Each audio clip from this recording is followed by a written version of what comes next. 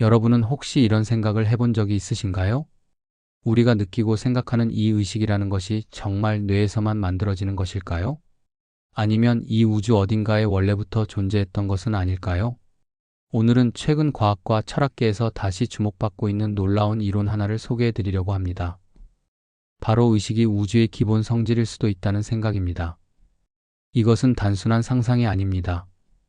노벨상을 받은 물리학자들과 세계적인 철학자들이 진지하게 연구하고 있는 주제입니다. 지금부터 우주와 의식의 신비로운 관계에 대한 이야기를 시작하겠습니다. 과학자들이 우주를 연구할 때 기본적으로 어떤 것들을 다룰까요? 시간, 공간, 물질, 그리고 에너지입니다. 우리가 보는 모든 것, 만지는 모든 것이 바로 이 네 가지 요소로 설명됩니다. 그런데 한 가지 빠진 것이 있습니다. 바로 의식입니다. 지금 이 순간 여러분이 이 글을 읽고 있다는 사실을 아는 그 느낌, 생각하고 있다는 것을 아는 그 경험 말입니다. 범심론은 여기에 놀라운 제안을 합니다. 의식이 나중에 생겨난 것이 아니라 시간과 공간처럼 우주가 원래부터 가지고 있던 기본 성질이라는 것입니다. 쉽게 말해서 우주는 물질과 에너지로만 이루어진 것이 아니라 의식이라는 요소도 함께 가지고 있다는 생각입니다. 여기서 중요한 질문이 생깁니다. 그렇다면 돌멩이도 의식이 있다는 말일까요? 범심론은 이렇게 대답합니다. 인간이 가진 복잡한 의식과 같은 형태는 아니지만 아주 미세하고 단순한 의식의 형태가 존재할 수 있다고 말입니다. 마치 전자 하나가 아주 작은 질량을 가지고 있듯이 아주 작은 의식의 단위를 가질 수 있다는 것입니다. 이 이론에서는 의식을 층위로 생각합니다. 가장 작은 입자는 가장 단순한 의식을 가지고 있고, 분자는 조금 더 복잡한 의식을, 세포는 더 높은 수준의 의식을, 그리고 인간의 뇌는 매우 복잡하게 조직된 의식을 가진다는 것입니다. 마치 레고 블록을 쌓아 올리듯이 의식도 복잡성이 증가하면서 발전한다고 봅니다. 그렇다면 뇌의 역할은 무엇일까요? 일반적으로 우리는 뇌가 의식을 만들어낸다고 생각합니다. 하지만 범심론에서는 다르게 설명합니다. 뇌는 의식을 만드는 것이 아니라 이미 존재하는 의식을 모으고 조직하는 역할을 한다는 것입니다. 비유하자면 라디오와 비슷합니다.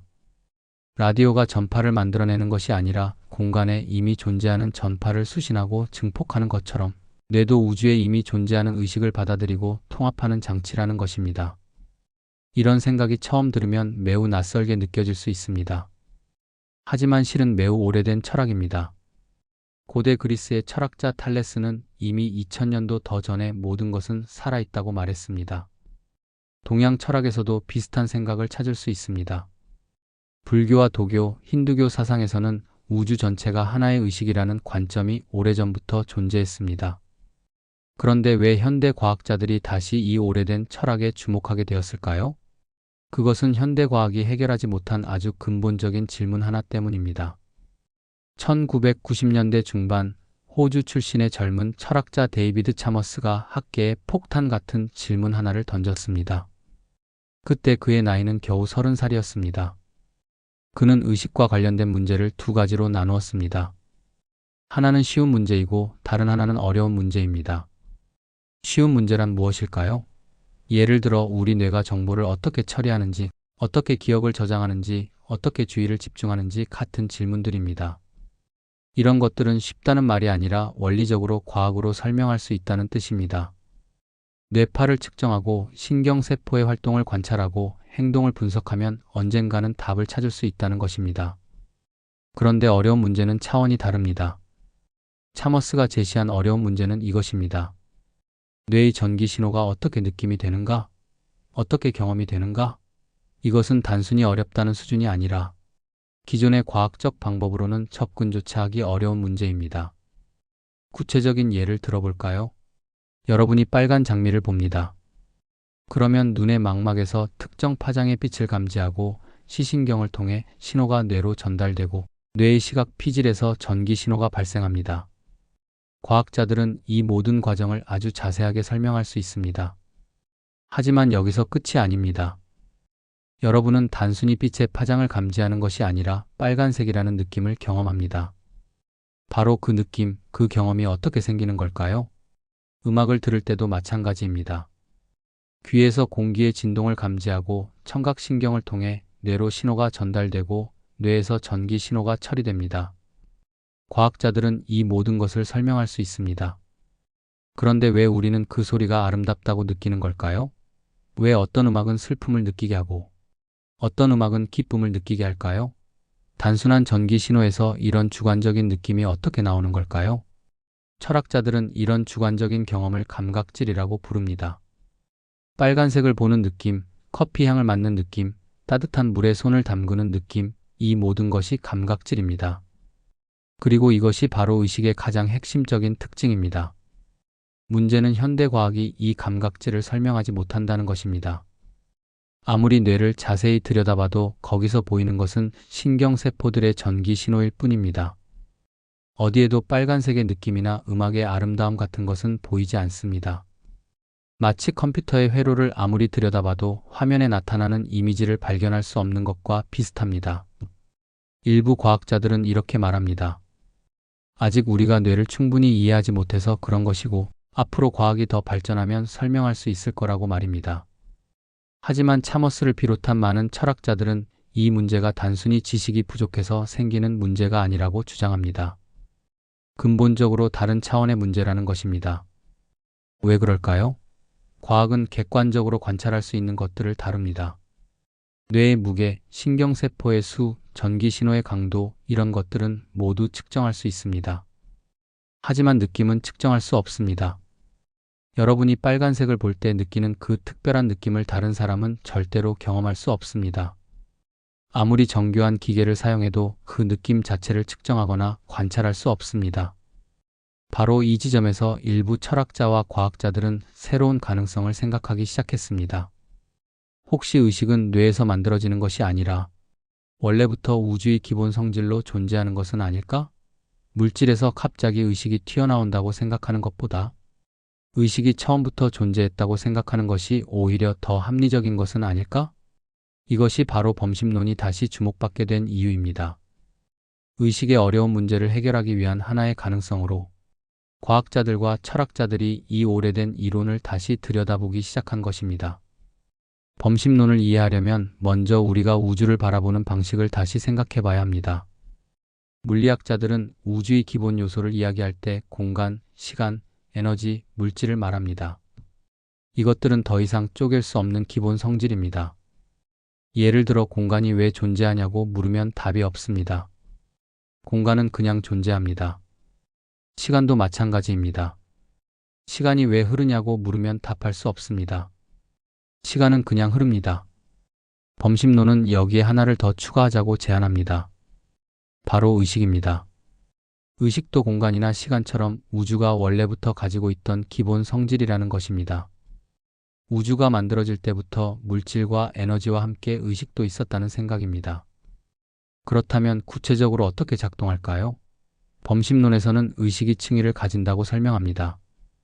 가장 작은 단위부터 시작해 봅시다. 전자 하나를 생각해 보십시오. 범심론에서는 전자도 아주 미세한 의식의 형태를 가질 수 있다고 말합니다. 물론 이것은 인간이 가진 복잡한 의식과는 완전히 다른 차원입니다. 전자가 생각을 하거나 느낌을 가진다는 뜻이 아닙니다. 다만 아주 기본적인 수준에서 어떤 의식의 요소가 있을 수 있다는 것입니다. 이 작은 의식들이 모이면 어떻게 될까요? 전자들이 모여서 원자가 되고 원자들이 모여서 분자가 됩니다. 범심론에서는 이렇게 복잡성이 증가할수록 의식의 수준도 높아진다고 봅니다. 분자는 전자보다 조금 더 복잡한 의식을, 세포는 분자보다 더 높은 수준의 의식을 가진다는 것입니다. 그리고 수천억 개의 신경세포가 복잡하게 연결된 인간의 뇌는 매우 높은 수준의 의식을 가지게 됩니다. 여기서 중요한 점이 있습니다. 의식은 갑자기 생겨나는 것이 아니라 점진적으로 발전한다는 것입니다. 돌에서 갑자기 인간의 의식이 튀어나오는 것이 아니라 아주 오랜 시간에 걸쳐 단순한 것에서 복잡한 것으로 발전해 왔다는 것입니다. 마치 물질이 원자에서 시작해서 별과 행성을 만들고 결국 생명체를 만들어낸 것처럼 의식도 아주 단순한 형태에서 시작해서 점점 복잡한 형태로 진화해 왔다는 것입니다. 그렇다면 뇌는 어떤 역할을 할까요? 일반적으로 우리는 뇌가 의식을 만들어낸다고 생각합니다. 뇌 속의 신경세포들이 복잡하게 연결되고 전기 신호를 주고받으면서 의식이 생겨난다는 것입니다. 하지만 범심론은 다르게 설명합니다. 뇌는 의식을 만드는 것이 아니라 이미 존재하는 의식을 조직하고 통합하는 역할을 한다는 것입니다. 이것을 이해하기 위해 비유를 하나 들어보겠습니다. 라디오를 생각해 보십시오. 라디오는 음악을 만들어내는 기계가 아닙니다. 공간에 이미 존재하는 전파를 받아서 소리로 바꾸는 장치입니다. 전파는 라디오가 없어도 공간에 존재합니다. 다만 라디오가 그것을 포착하고 증폭해서 우리가 들을 수 있게 만드는 것입니다. 범심론에서는 뇌를 이런 라디오 같은 장치로 봅니다. 의식은 우주에 이미 존재합니다. 뇌는 그 의식을 받아들이고 조직하고 통합하는 역할을 합니다. 뇌가 손상되면 의식이 사라지는 것처럼 보이는 이유도 설명됩니다. 라디오가 고장나면 음악이 들리지 않지만 그렇다고 해서 전파 자체가 사라진 것은 아닙니다. 마찬가지로 뇌가 손상되면 의식을 조직할 수 없게 되지만 의식 자체가 사라진 것은 아닐 수 있다는 것입니다. 이런 관점에서 보면 우주 전체가 다르게 보입니다. 우리는 보통 돌이나 물이나 공기를 완전히 죽은 물질로 생각합니다. 아무런 내면도 없고 아무것도 느끼지 못하는 단순한 물질 덩어리로 봅니다. 하지만 범심론에서는 모든 것이 어떤 형태로든 의식의 요소를 가지고 있다고 봅니다. 물론 그것이 인간의 의식과 같은 것은 아닙니다. 하지만 완전히 무의 상태는 아니라는 것입니다. 이것은 단순히 철학적인 상상이 아닙니다. 최근 의식 연구에서는 통합정보 이론이라는 것이 제안되었습니다. 이 이론에서는 의식을 정보의 통합 정도로 측정할 수 있다고 말합니다. 시스템 안에서 정보가 얼마나 통합되어 있는가를 나타내는 값이 있는데 이것을 파이라고 부릅니다. 파이 값이 높을수록 의식의 수준이 높다는 것입니다. 흥미로운 점은 이 이론에 따르면 컴퓨터 칩도 아주 낮은 파이 값을 가질 수 있다는 것입니다. 물론 인간의 뇌에 비하면 거의 없는 것이나 마찬가지지만 원리적으로는 완전히 0이 아니라는 것입니다.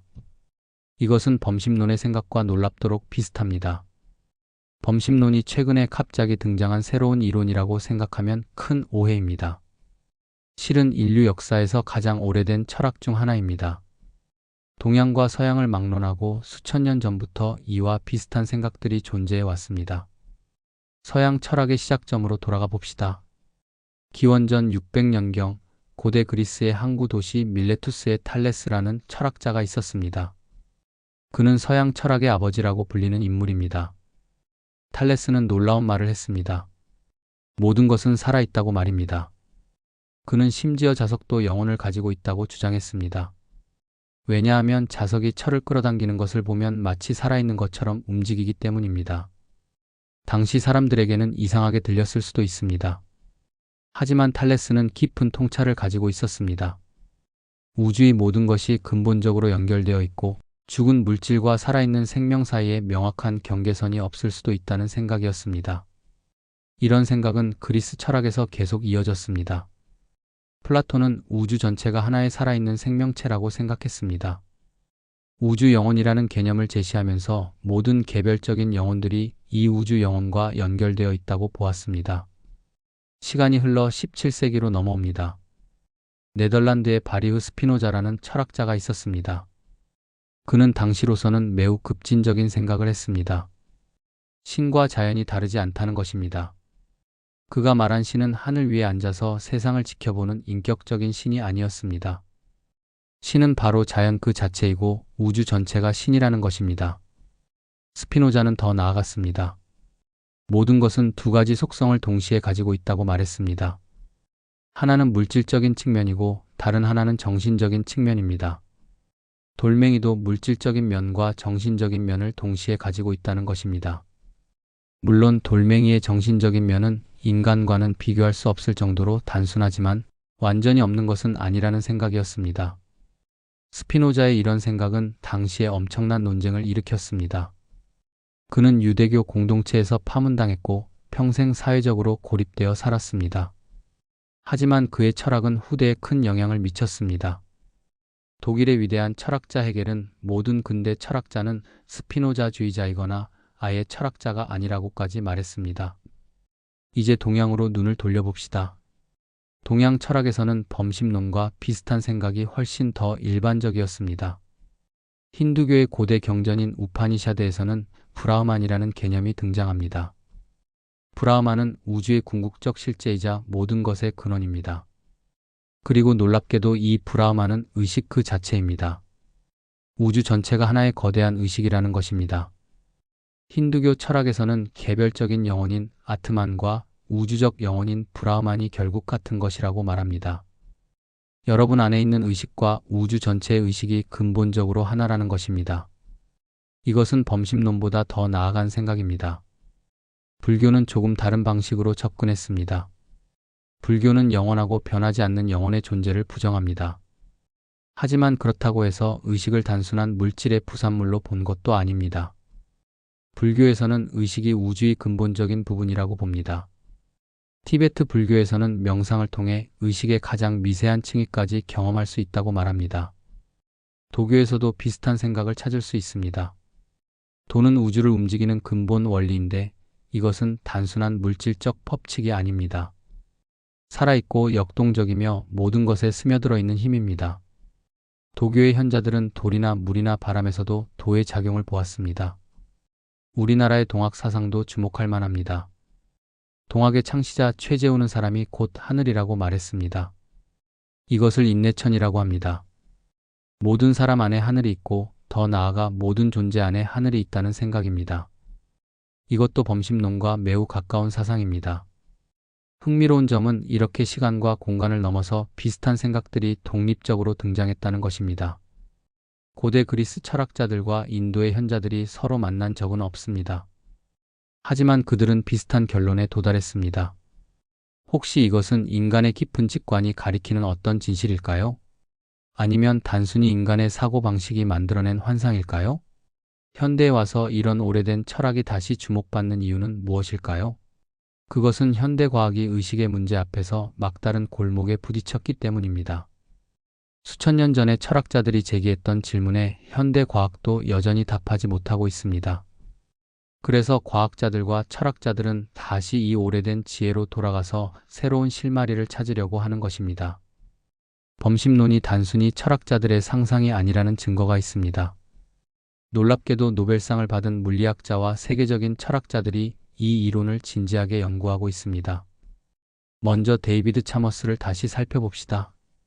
그는 의식의 어려운 문제를 제시한 바로 그 사람입니다. 차머스는 1996년 겨우 30살의 나이에 의식의 마음이라는 책을 출간했습니다. 이 책은 철학계에 엄청난 파장을 일으켰습니다. 그는 이 책에서 놀라운 주장을 했습니다. 의식은 물질이나 에너지처럼 우주의 기본 성질일 수 있다는 것입니다. 차머스는 이렇게 말했습니다. 물리학에서 전자나 중력을 설명할 때 더 이상 쪼갤 수 없는 기본 개념에 도달합니다. 전자가 왜 존재하느냐고 물으면 답이 없습니다. 전자는 그냥 존재합니다.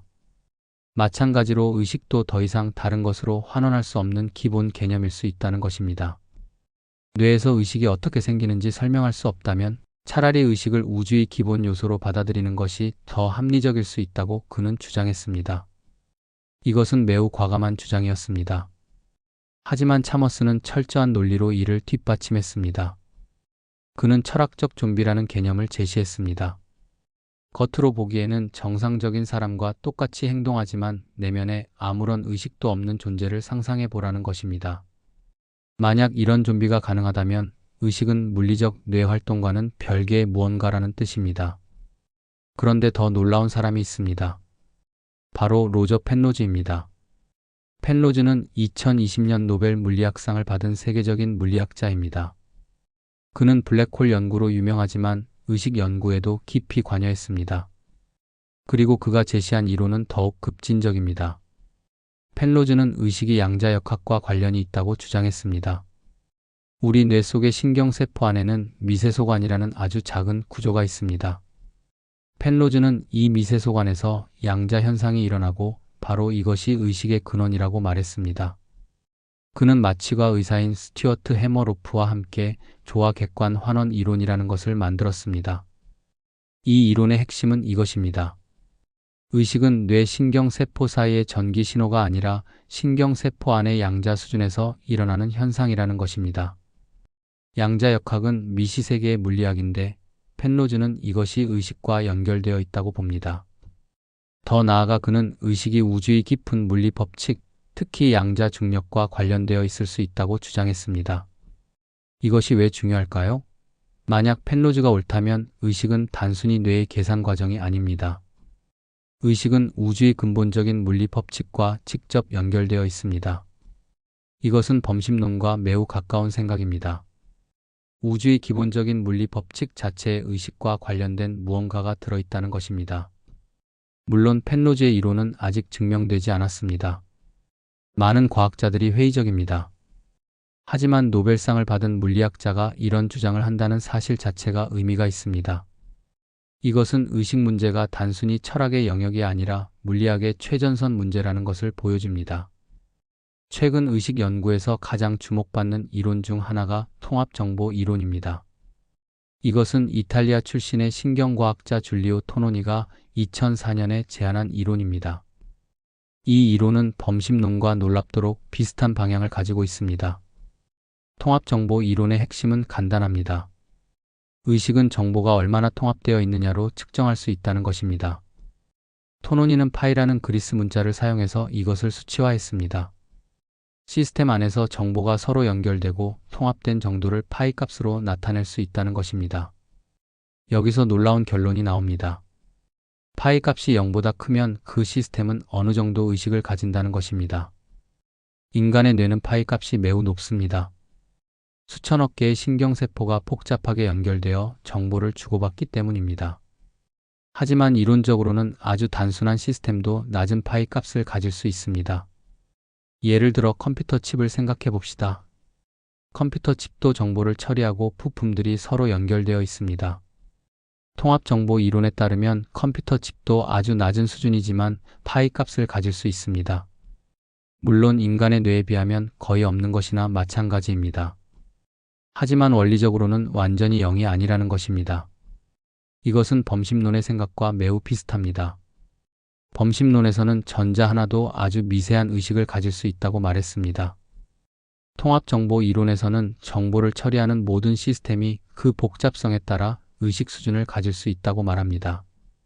돌멩이는 파이 값이 거의 0에 가깝겠지만 박테리아는 조금 더 높고 곤충은 더 높고 포유류는 훨씬 더 높고 인간은 가장 높다는 것입니다. 토노니 자신도 이것을 인정했습니다. 그는 통합정보 이론이 일종의 범심론이라고 말했습니다. 의식이 특정한 존재에게만 있는 것이 아니라 정보가 통합된 모든 시스템에 어느 정도 존재한다는 것입니다. 또 다른 흥미로운 이론이 있습니다. 일부 철학자들은 우주 전체가 하나의 의식일 수 있다고 주장합니다.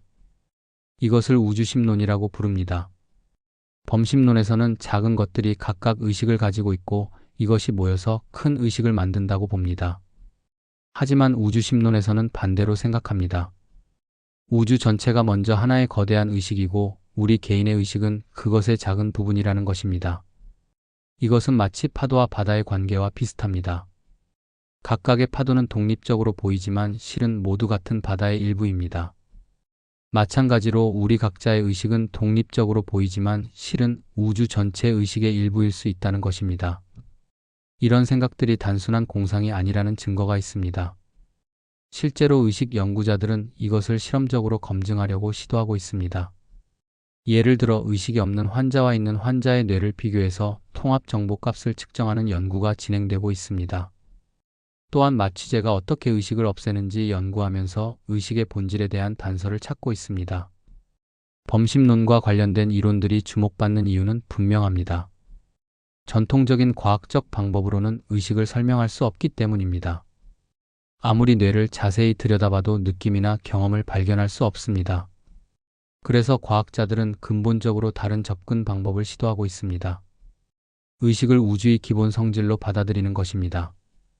범심론이 최근 다시 주목받는 데는 분명한 이유가 있습니다. 이 이론이 기존의 과학적 접근 방법으로는 해결할 수 없는 몇 가지 중요한 문제들에 대해 새로운 가능성을 제시하기 때문입니다. 첫 번째 장점은 의식의 어려운 문제를 우회할 수 있다는 것입니다. 기존의 과학은 물질에서 어떻게 의식이 갑자기 생겨나는지 설명해야 하는 난제에 직면해 있습니다. 마치 돌멩이에서 갑자기 생명이 튀어나오는 것처럼 불가능해 보입니다. 하지만 범심론에서는 의식이 처음부터 존재했기 때문에 이런 문제가 생기지 않습니다. 물질에서 의식이 생겨나는 것이 아니라 단순한 의식이 점점 복잡해지는 것이라고 봅니다.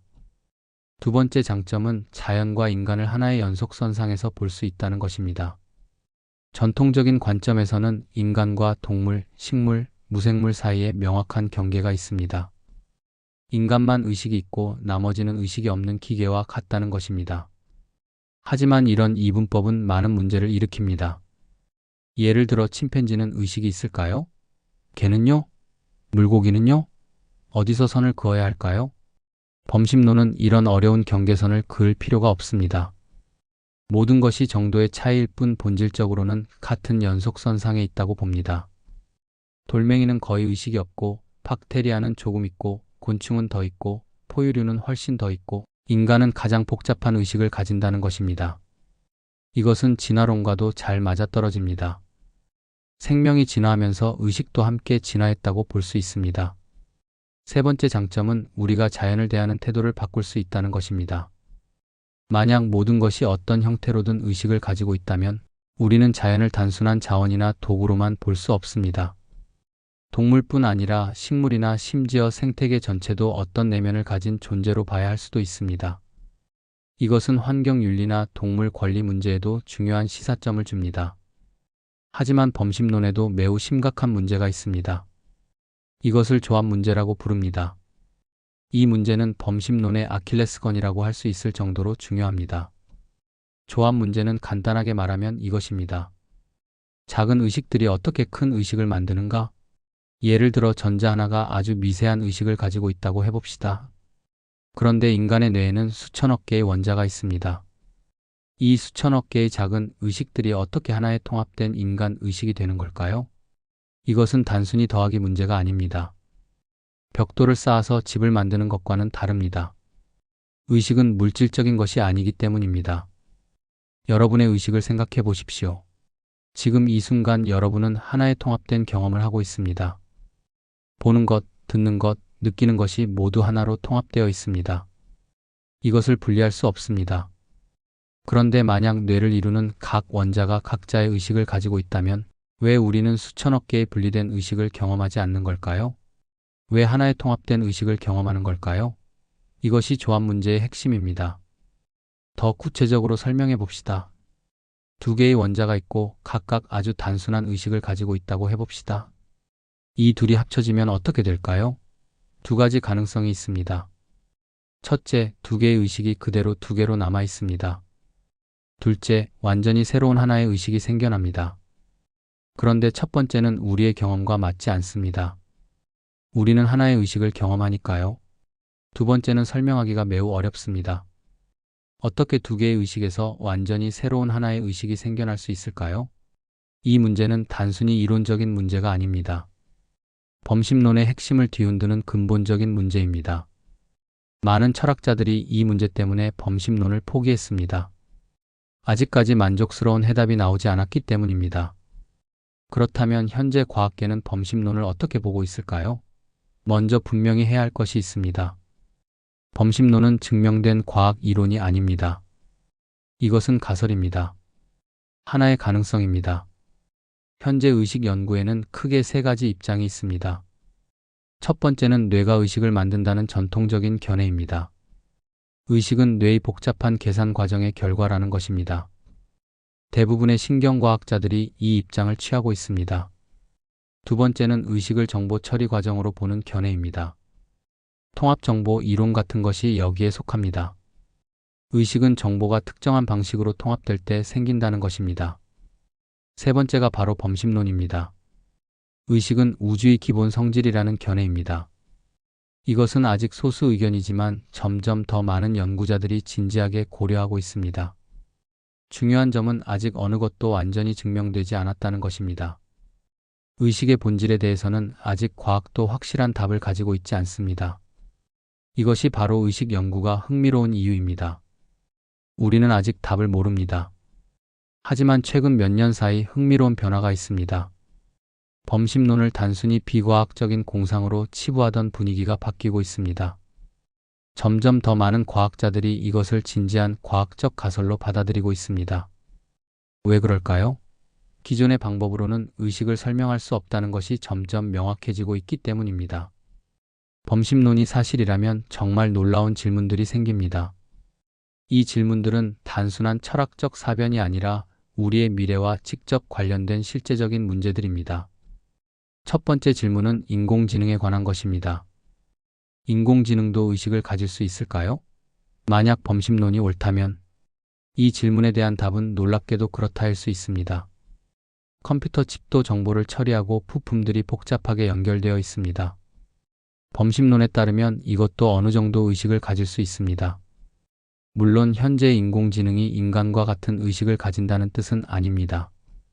하지만 원리적으로는 가능할 수 있다는 것입니다. 만약 인공지능이 충분히 복잡해지고 정보가 충분히 통합된다면 어느 순간 의식이 생길 수 있을까요? 이것은 단순한 상상이 아닙니다. 실제로 많은 인공지능 연구자들이 고민하는 문제입니다. 두 번째 질문은 외계 생명체에 관한 것입니다. 만약 우주 어딘가에 전혀 다른 방식으로 진화한 생명체가 있다면 그들의 의식은 어떤 모습일까요? 인간의 의식과 완전히 다를까요? 아니면 근본적으로 비슷할까요? 범심론에 따르면 의식은 우주의 기본 성질이기 때문에 어떤 형태의 생명체든 의식을 가질 수 있습니다. 세 번째 질문은 우주 자체에 관한 것입니다. 일부 철학자들은 우주 전체가 하나의 거대한 의식일 수 있다고 제안합니다. 이것이 사실이라면 우리는 그 거대한 우주의식의 작은 부분인 셈입니다. 마치 파도가 바다의 일부인 것처럼 말입니다. 이런 질문들은 철학과 물리학과 인공지능 연구가 만나는 지점에 있습니다. 그리고 이것은 단순한 학문적 호기심의 문제가 아닙니다. 우리가 누구인지, 우주에서 어떤 위치에 있는지, 미래가 어떻게 될 것인지에 대한 근본적인 질문들입니다. 범심론은 아직 증명되지 않은 가설입니다. 하지만 이 가설이 제기하는 질문들은 매우 중요합니다. 의식의 본질에 대한 답을 찾는 여정은 계속되고 있습니다. 오늘은 여기까지입니다. 시청해주셔서 감사합니다. 구독, 좋아요, 알림 설정은 큰 힘이 됩니다.